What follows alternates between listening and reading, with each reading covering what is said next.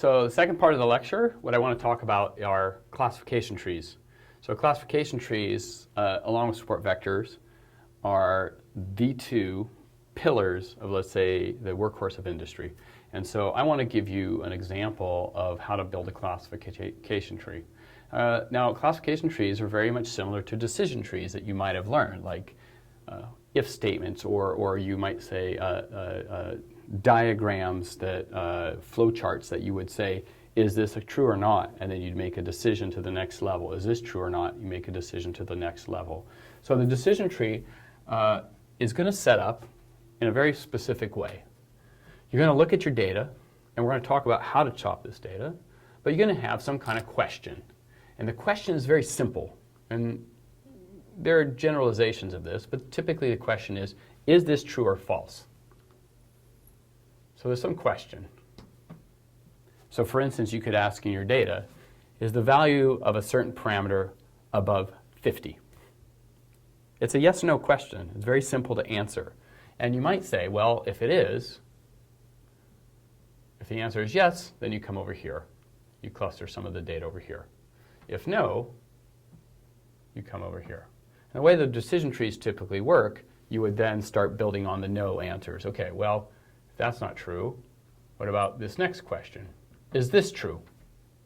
This would be another kind of prototypical question you might ask about another variable in your data. And typically these questions are intended to be asked exactly about your data.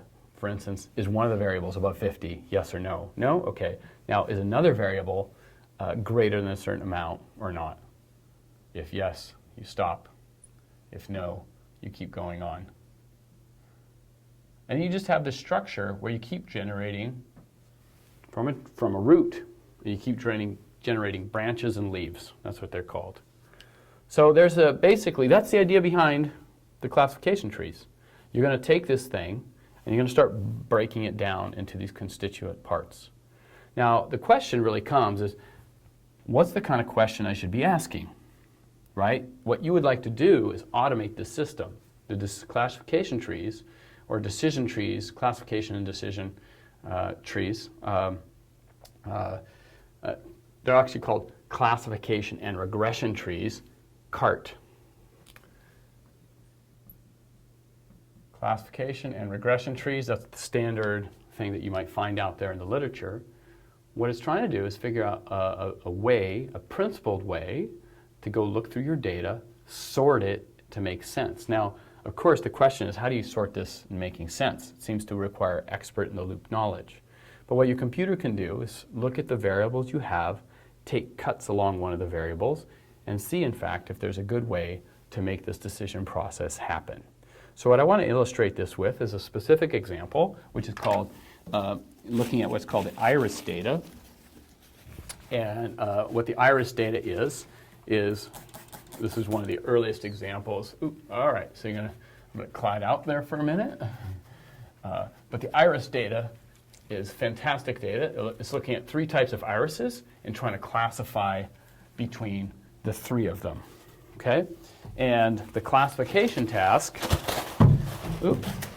is to try to figure out, is there a way you can look at, for instance, the petal width of an iris and the petal length of an iris and systematically find classifiers between the 3 types of irises. Okay, that's going to be the goal for us once I get this clean. So the board cleaning is a little hard on this thing. All right. And now we switch to MATLAB. Okay, and I'm going to load up these iris data for us to look at. Okay, so it is built into MATLAB, the iris data. It's typically used for doing some data analysis, and it's called, as you might expect, well, actually iris is in the name, but it's called load Fisher iris.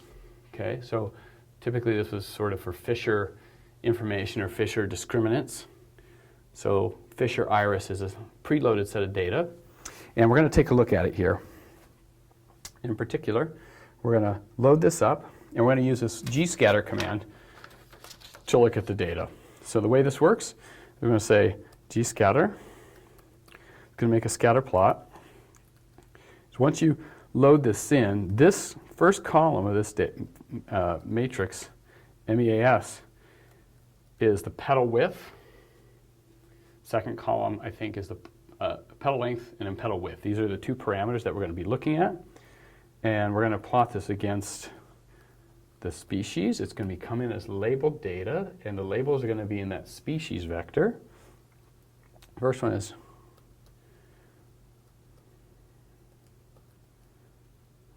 I'll just plot this here, X label. And these aren't, so sepal length, and Y label is sepal width. If you're a real biologist, you'll know what the word sepal means, which I would say is like a leaf type, or the flower structure. I think that's what it is. So, all right, so let's go ahead and take a look at this thing when I plot it. All right, so here it is. Here is your data, and let's talk this through. I should probably set a line width be thicker, but basically what there are in this data set are three types of irises, okay?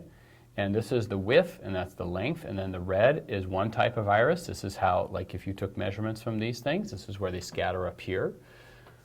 Here's the green, and here's the blue. And so what you would like to do is build a decision tree based upon this data and try to figure out how to do a classify and a regression. In other words, I want to paint this space up in a way that makes sense, that gives me the best classification possible. Okay? Now, here's the idea behind the decision tree.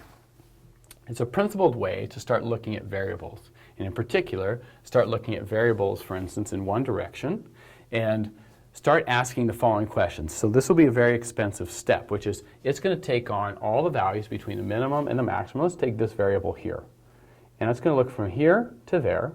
It's going to take on these values of variables. It's going to say, look, if I take this point and I look at values on either side of it, how well can I discriminate? How well does it separate the rest of the data? Okay? And I can actually do a metric with this. So I can say, what about this point? How about this point? How well does it allow me to separate the data? What about the next point and the next point? And so what it's trying to do is figure out, how do I cut this data? Either this way or this way, so that I get maximal separation. So I could look at this variable and ask, how well do I do a separation? And I know I can evaluate how well does it do a separation because I know what the data, this is my training data. Okay, so I can I have a truth table. So remember, this is supervised learning. I can also go this way and cut this way and look at every variable position. Let's say for the greens, what if I take this value to this value and I draw lines this way? How well does it separate the data? This is expensive because I have to do a lot of values this way, a lot of values that way. But it is a finite operation. If you look at the number of points here, okay, so maybe if I have 50 points in each thing, I'm trying 50 values this way, 50 this way, 50 this way. That's not that much really, right? I mean, it's 150 things I have to try and evaluate how well the separation happens. So it's big, but finite. A lot of these kind of classification problems, you have to be careful of getting into a situation where you have what's called an NP-hard problem. This is not NP-hard at all. It is just simply, it can be cumbersome, but finite. And that is the real win in doing the separation process. Okay? So let me show you how the algorithm works. And I want to plot this thing, so I'm going to start setting it up so that we can do the visualization. So first I want to plot this whole region in here. And so what I want to do is define some variables, x and y, on a mesh grid. And I want to color all the points depending upon what they would be regions of their classification. So let me go in steps of 0.1 to 8 and 2.1 to 4.5. Okay, there's my mesh grid. So from values of 4 to 8 in one direction, steps of 0.1, values of 2 to 4.5 in steps of 0.1 in the other direction. And I picked these values based upon what the measurements were of the actual iris data. Okay?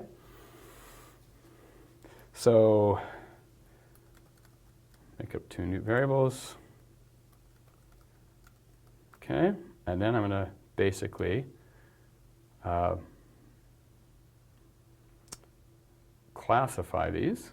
Actually, okay, sorry. So there we go. So that's my X and Y. This is my regions I want to look at. And now I'm ready to do build a decision tree.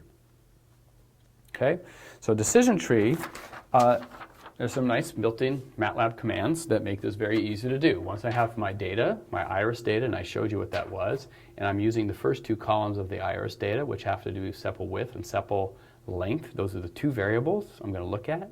And I have three data sets in there. I have three types of irises. Okay?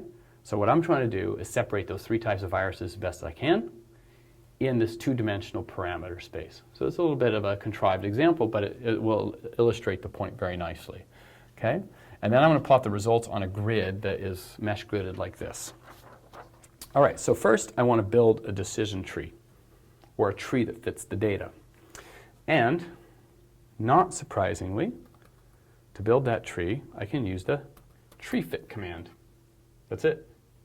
So tree fit, and I bring in the data that I'm going to try to fit it to. The first two columns of the data. Oops. I take those first two columns of data, that's what I plotted against each other before, and they're classified with the species command.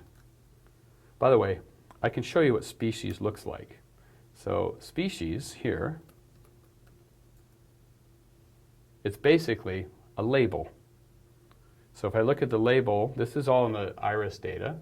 So one of them is Virginica, Versicolor, Setosa. These are the three types of irises I'm trying to classify.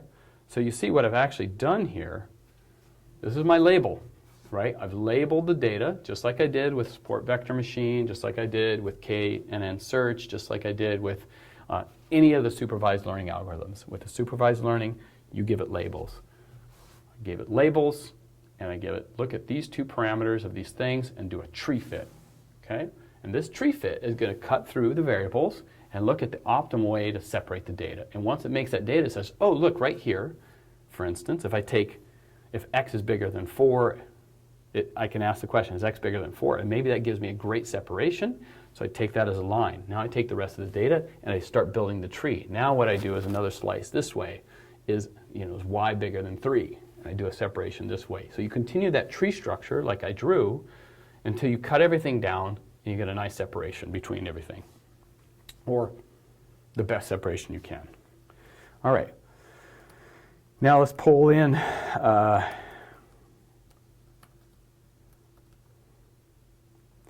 this thing, tree.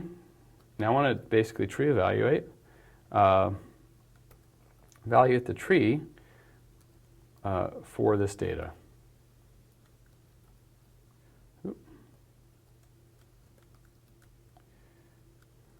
Okay, so now, here, this is the best tree fit, and now I'm evaluating the overall tree using the objective, the functional output of this tree fit command along with my data. Okay, and it's going to give me a bunch of parameters here. It's going to tell me the class and the nodes and the number here. Okay. There are different ways to actually evaluate this thing. I can actually basically look at here. Let me show you some nice visualization tricks. I'm not going to go too much into detail here. This will be in the notes. Okay.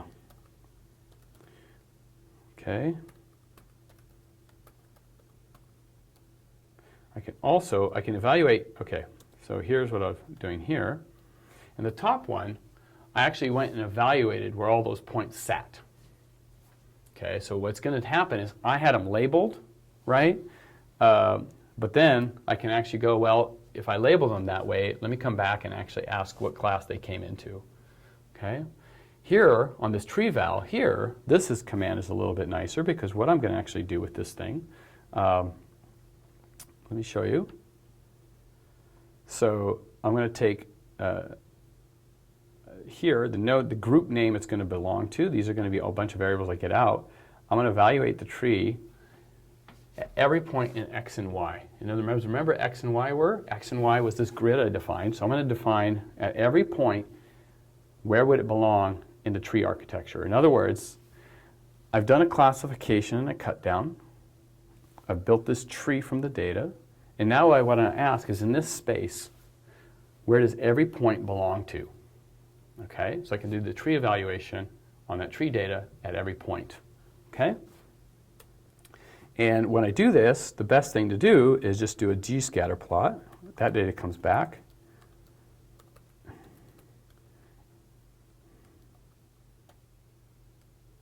And it's going to come back as green, red, and blue.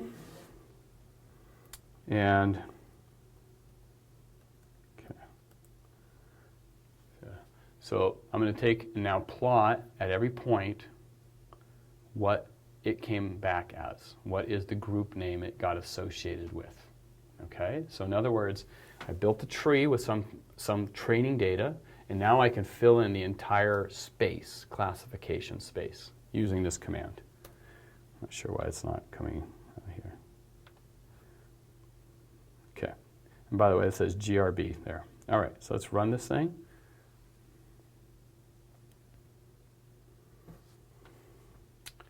Okay. Uh-oh, might be complaining. Uh-oh, bound. I see, it probably is up here. Oh, I see, okay. I think I have an extra parentheses there. Oh yeah, this shouldn't be there. That's why it was still complaining. Okay, there we go. All right, so I'm going to run this thing. Now it's going to pop this figure here. Okay, and this is the big figure that you get from this decision tree. Very simple example. And what it's done with that data is it looked instead at looking at your clusters. With those clusters or the training data you gave it, it now can basically fill out the entire space. And I defined this thing to go from 4 to 8 in steps of 0.1 and from 2 to 4.5 in steps of 0.1. And notice what it does. Here is all the red. Look at the blue. Look at the green regions. Now, first of all, look at how it cut up space. It did it in a way that these are clearly, look at this. Look at these structures here, right? These are not lines that you're just simply drawing through things. These are not even a curved surface. This is like breaking up the entire domain into some structured space which best classifies the data, okay? So if you have complex data, this decision process just simply takes everything and cuts it down in this decision tree way. So now, if you give me a new point of data, I can project it onto here, and I can ask, is it red, blue, or green? And this gives you one of the most rich set of classification space possible. Look at it, it's pretty amazing. Very important, again, that you cross-validate if you have data, okay? Always cross-validate if you can, all right? But decision trees have proven to be one of the most successful ways to do supervised learning and classification of data from high-dimensional space. Okay, it is extremely successful, and in fact, support vector machine and classification trees, if you can beat those, you'll have a great method. But those are sort of the workhorse of the industry because they just simply are easy to implement, and they do an amazing job doing classification. Now, one of the other interesting things, too, about classification trees is that you can actually visualize what the tree looks like. So there's a command here, tree disp, tree display. It will actually show you what the tree looks like. So I'm going to pop it up here. Oop.